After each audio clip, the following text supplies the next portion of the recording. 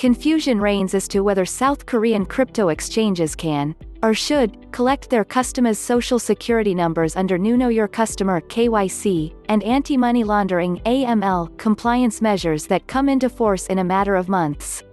Per Digital Today, exchanges are still uncertain of their legal obligations on this front, despite the fact that many of them have already built up their compliance infrastructure in preparation for policing from financial regulators. Virtual Asset Service Providers (VASPs) will be obliged to confirm the real names of their customers under a clause of the new legal amendment, which comes into force in March 2021.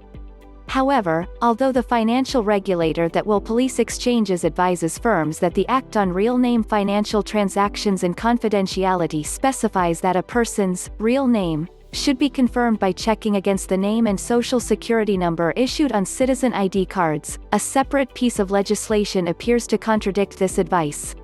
The Personal Information Protection Act stipulates that firms may not request their clients to divulge social security numbers except in exceptional circumstances. These currently include major banking-related operations.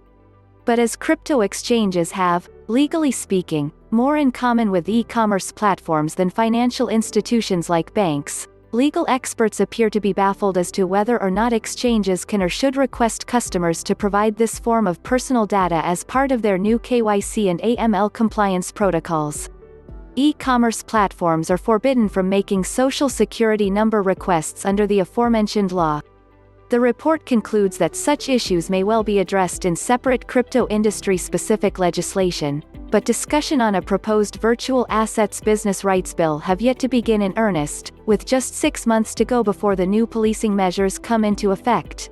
_____. Learn more. Bad news for banking giants: laundering money might turn against Bitcoin too.